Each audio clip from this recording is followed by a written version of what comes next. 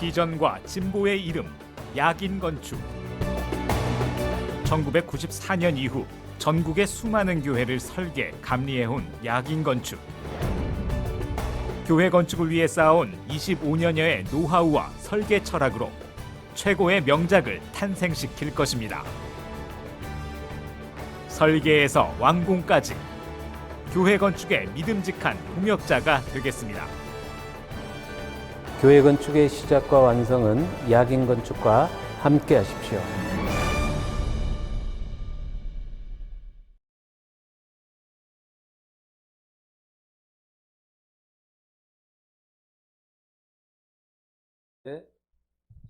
안녕하세요. 오늘 지속성장 가능 건축교회 대예배실 계획에 대해서는 좀 살펴보고자 합니다.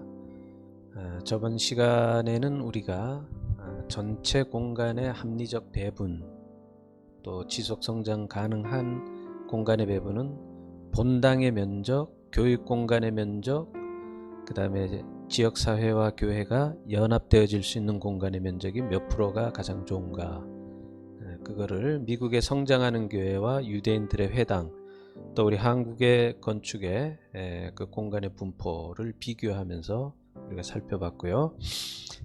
이제 오늘은 대예배실 계획을 살펴보고자 하는데, 본당 계획에 있어서 가장 중요한 거는 가시선입니다. 가시선. 이제 뒤에 그 가시선에 대한 사진이 이제 나올 텐데, 이 가시선은 회중석에서 강단을 봤을 때 강단이 어디가 보이는가, 그 강단 쪽 사진 한번 보여주시기 바랍니다. 이 사진을 보시면은 오른쪽에 아래 위로 있는 그림하고 왼쪽에 아래 위에 있는 두 가지 본당에 가시선이 있거든요. 근데 왼쪽에 있는 그 그림 상부가, 그러니까 위에 있는 그림 두 개하고 밑에 있는 그림 두 개를 설명을 드릴게요. 위에 있는 그림 두 개는 우리가 보통 본당을 보면 중층이 있잖아요. 그죠? 중층이 있는데, 가시선은 두 가지입니다. 중층 밑에 앉은 성도가 목사님 설교하시는 강단을 봤을 때 강단이 어디 부분이 보이느냐, 그게 하나의 가시선이 있고, 두 번째는 중층 위에서 강단을 반대로 이렇게 내려다 봤을 때 그 시선이 강단 아랫부분 어디가 보이는가, 그거거든요. 그게 이제 가시선인데, 자, 먼저 중층 밑에 앉은 분이 강단을 바라다 봤을 때 강단이 어디가 보여야 되냐면 강단 위가 보여야 돼요. 왼쪽 윗부분의 그림이 그 그림입니다. 왼쪽 그 맨 위의 그림을 보면 중층 밑에서 봤을 때 강단 위가 보이잖아요. 그렇게 보여야 되는데, 밑에 그림을 보면 강단 위가 보이지 않고 강단이 중간 정도가 보이지 않습니까? 이거는 가시선이 잘못됐다는 거예요. 잘못된 교회입니다. 가시선이. 밑에처럼 저런 가시선이 나오면 중층 밑에 앉은 성도님들은 본당을 굉장히 폐쇄적인 환경 안에서 예배를 드리게 돼요. 강단 위가 다 보여야 되는데 강단 중앙 중심부 한 2분의 1 정도만 보이는 거죠. 의외로 저런 교회가 많아요. 그러니까 저 가시선은 골조 공사가 끝난 다음에는 고칠 수 없는 부분이 됩니다. 저거는 미리 설계 당대에서 가시선에 대한 단면 검토가 이루어진 다음에 이제 시공이 들어가야 되는데, 위의 그림이 맞습니다. 강단 위 상부가 보여야 돼요.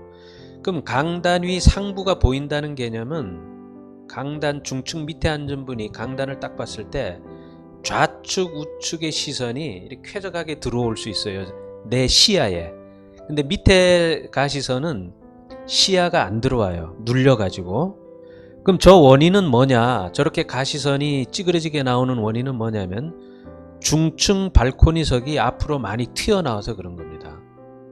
그러니까 위에 윗그림과 같은 가시선이 나오려면은 본당의 길이가 강단에서 맨 뒤까지 그 본당의 그 길이가 나올 거 아니에요. 그 길이에 3분의 1 정도까지만 나와야 돼요, 중층이. 2분의 1 정도가 나오면 밑에처럼 가시선이 저렇게 보입니다. 뭔 말씀인지 아시죠? 본당 길이의 3분의 1 정도까지만 중층이 나올 때 왼쪽 위와 같은 가시선이 나오고 2분의 1 정도에 육박한 중층이 튀어나올 경우에는 밑에처럼 보입니다. 이제 저 가시선이 굉장히 중요하고, 자 반대로 오른쪽 그림은 중층 위에서 강단 아래를 내려다 봤을 때, 목사님이 설교하시는 그 강단 쪽을 바라다 봤을 때 위의 그림처럼 나와야 됩니다. 위의 그림을 보면 강단 앞에 찬양대석 그 앞에까지 가시선이 보이잖아요. 여기 이제 쾌적한 본당이고, 밑에 그림을 보면 중층이 너무 나가가지고 강단의 바닥이 안 보이죠. 이 폐쇄적인 가시선입니다. 저게.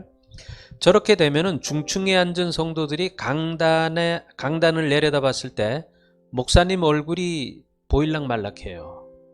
찬양대석이 안 보이게 됩니다. 저런 가시선은. 이제 이런 가시선은 이제 폐쇄적이고 예배를 드릴 때에 예배에 온전히 집중할 수가 없어요. 이런 가시선은 본당 건축 계획에 있어서는 굉장히 중요한 내용이 됩니다. 그 다음에 이제 그림을 한번 보시면, 이 본당은 세들백 교회의 대예배실을 찍은 건데요. 이 본당을 자세히 보면, 밑에 그림을 보면, 밑에 좌측 그림을 보면 본당 안에 라운드 테이블이 보이죠? 이 라운드 테이블은 뭐냐면 본당에서 연회를 했을 때 모습이에요. 사람들이 쭉 앉아가지고 뭐 신년 할애식을 한다든지 어떤 행사를 할 때 본당이 저렇게 세팅이 되는 겁니다. 그럼 저 라운드 탁자는 본당 좌우측 수납 공간에 세팅이 되어 있다가 본당이 다른 용도로 쓸 때 저렇게 세팅이 되는데, 저걸 세팅하는데 걸리는 시간은 불과 5분에서 10분 안에 저렇게 세팅이 됩니다. 그럼 예배 때에는 그 위에 그림으로 본당이 세팅이 되는 거죠. 일반 좌석으로 저렇게 개인 의자입니다. 저렇게 쭉 세팅이 되고, 그 다음에 우측의 그림은 중층이 없죠. 근데 뒤쪽을 보면은 중층처럼 이렇게 경사가 져서 올라가는 좌석이 보이죠. 저기 카운터 수납식 의자입니다. 저 의자를 뒤로 쭉 밀면 저 의자가 벽에 가서 딱 붙어버려요. 그러면 그 앞에 공간이 나오죠. 그 앞에 공간은 다른 용도로 쓸 수가 있는 거예요. 예를 들면은 저 뒤에 있는 중층과 같은 의자를 뒤로 쫙 밀어서 벽에 갖다 붙여버리고 앞에 의자를 치우면은 농구장이 될 수가 있죠. 저기가 체육공간도 될 수가 있고, 그래서 다양하게 대예배실을 활용하는 예입니다. 그러니까 미국에서는 저 본당이 약 한 3,000석 이상이 들어가는 큰 공간인데, 심지어 본당의 용도를 저렇게 다목적, 연회실이나 뭐 스포츠 시설이나 이렇게 쓸 수가 있고 다목적으로 쓰는데, 우리나라는 이제 저 정도까지는 뭐 공간 활용이 좀 무리죠. 예배만 드리고 필요에 따라서 예식 정도 할 정도, 그 정도입니다. 그러니까 본당의 활용도는 외국에 비해서는 굉장히 소극적입니다. 우리 한국교회는. 그 다음에 사진을 한번 보면은, 자세히 보면 이제 방송 부스가 중간에 있어요. 회중석 중간 센터에 오픈 스튜디오식으로 방송실이 되어 있는 걸 볼 수가 있고요. 그 다음에 중층에 저렇게 난간부에 저렇게 방송 스튜디오가 되어 있죠. 저것이 가장 합리적인 방송실의 배치입니다. 저기는 음을 사방으로 들을 수가 있고, 조종자가 시각적으로 모든 본당 안의 형태를 알 수가 있어요. 근데 이제 좀 왜곡되어진 저 방송실의 형태가, 방송실 앞에 유리창을 막아 가지고 강단 밑에 소리가 들리지 않는 방송실도 많아요. 이제 그런 거는 지양해야 될 부분입니다. 맨 위에 좌측에 있는 그 본당은 이제 미국의 예배실의 본당이고, 나머지 4개의 장면은 우리 한국교회 본당인데, 여기서 조금 독특한 거는 맨 아래 좌측에 있는 그 본당을 보면 강단 뒤가 유리로 되어 있어요. 강단 뒤가 유리로 되어 있어 가지고 뒤에 산이 보이는 겁니다. 숲이. 그러니까 저 본당은 어떤 형태냐면 자연 속에 지어진 교회는 강단 뒤를 도심지 교회는 강단 뒤가 벽으로 돼서 여기 스크린이 오죠. 리어 스크린이. 근데 저 교회는 제주도에 있는 이제 어떤 교회인데 뒤에 배경이 좋아요. 자연이 녹지가 있어서.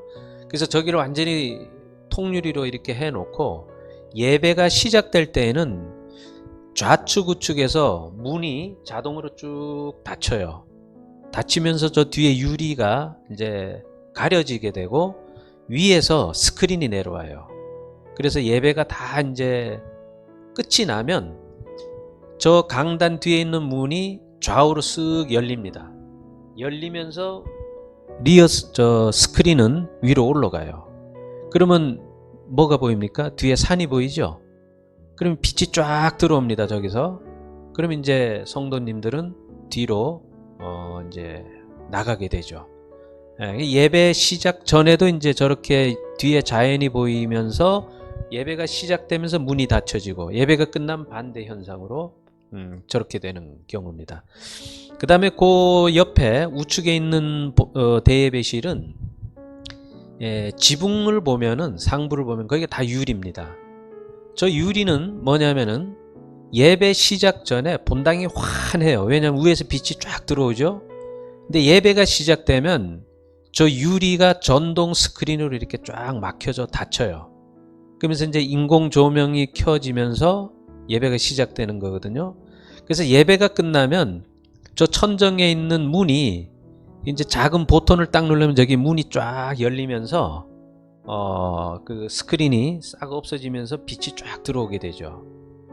그 이제 실제 분위기가 굉장히 좋아요. 이제 보통 교회 같은 경우에는 이제 캄캄하잖아요. 자, 이제 인공 조명을 켜고 예배를 시작하지 않습니까? 근데 저런 교회 같은 경우에는 예배 시작 전에 환하죠. 본당 안이. 조명을 켜지 않아도 예배가 시작되면서 이제 어두워지면서 인공 조명이 켜지고 목사님 축도와 동시에 저 문이 쫙 열리게 됩니다. 위가.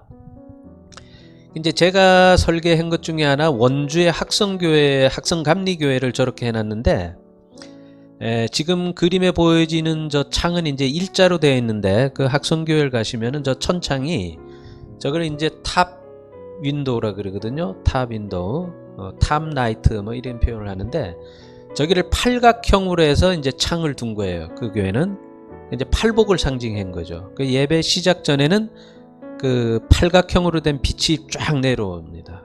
이제 그리고 이제 예배가 시작되면서 스크린이 가려져서 예배가 끝나면 어때요? 팔각형의 창이 열리면서 빛이 이제 들어오게 연출을 해놨거든요.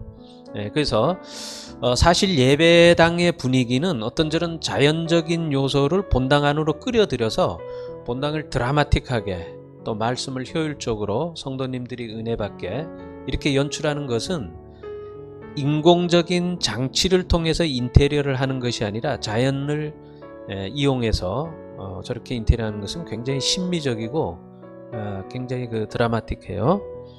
그 다음에 그 옆에 있는 본당은 이제 중3층으로 된 본당입니다. 굉장히 웅장하죠.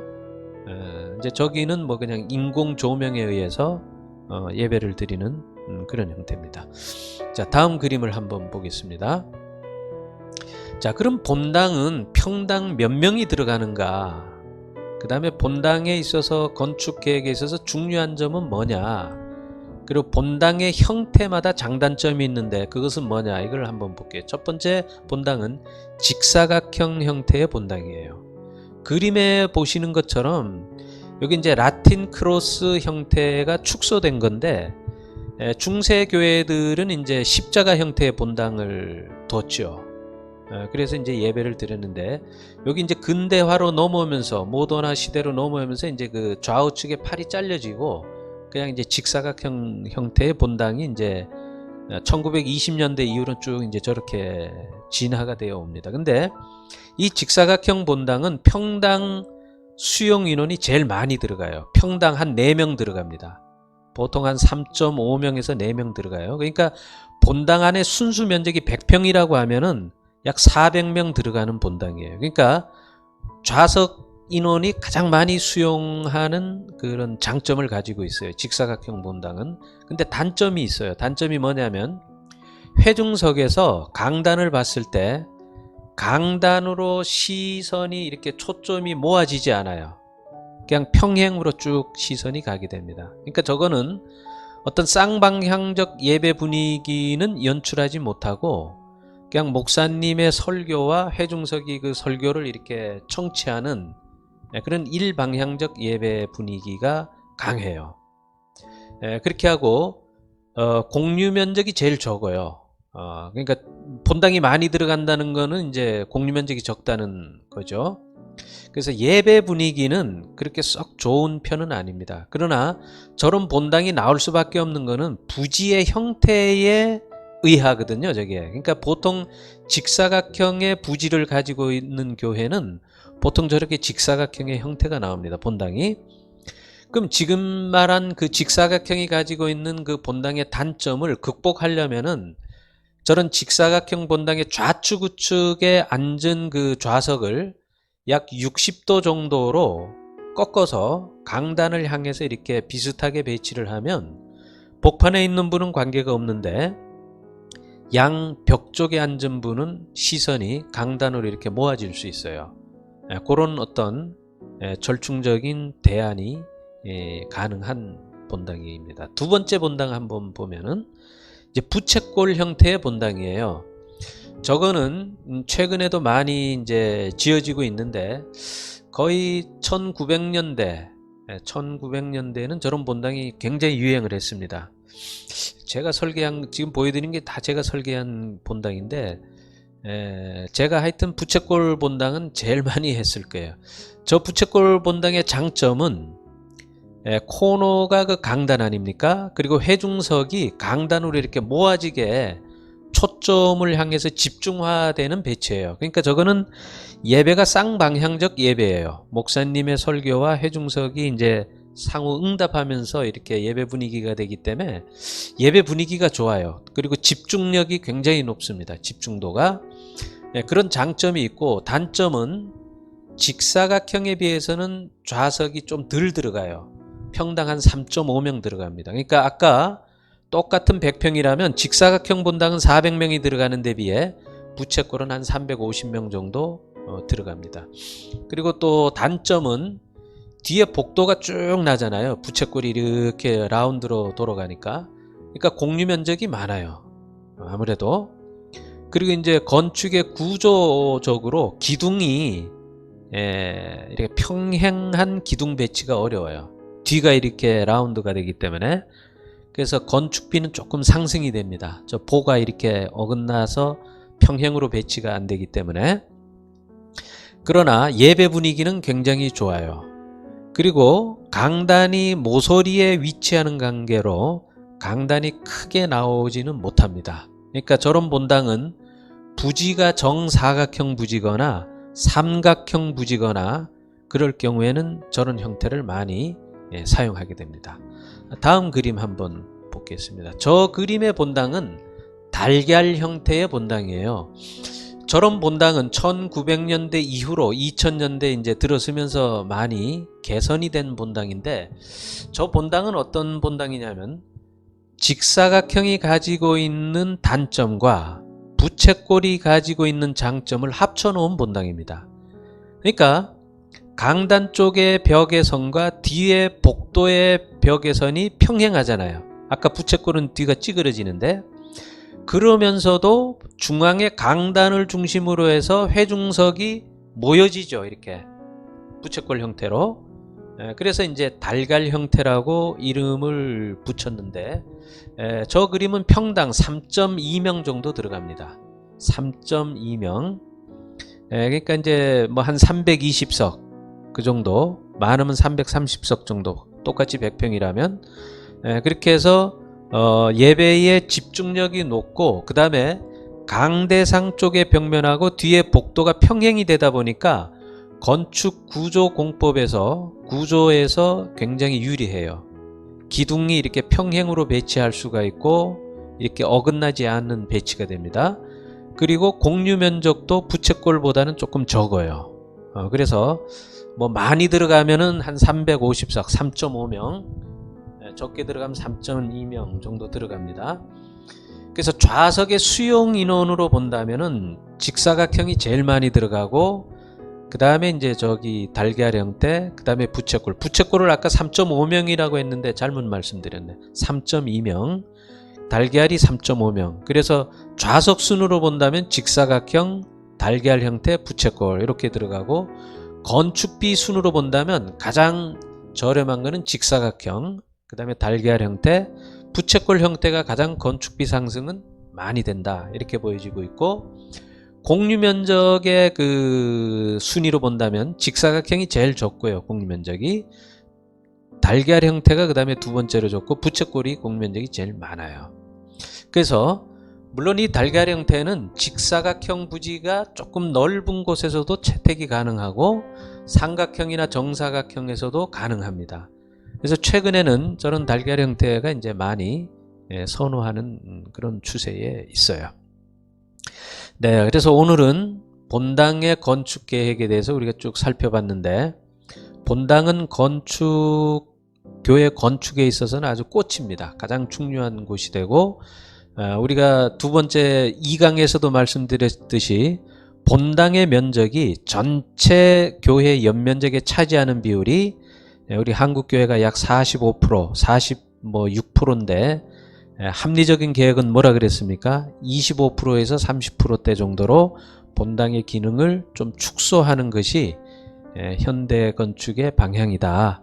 그 대신에 나머지 공간을 교육공간이나 문화공간, 지역사회 주민을 위한 공간, 공유공간, 정보공간, 이런 공간으로 이제 다변화되어 가고 있다. 이거를 마지막으로 복습을 하면서 본당의 건축 계획에 대해서 마치도록 하겠습니다. 다음 주에는 외부 공간의 계획에 대해서 살펴보도록 하겠습니다. 감사합니다.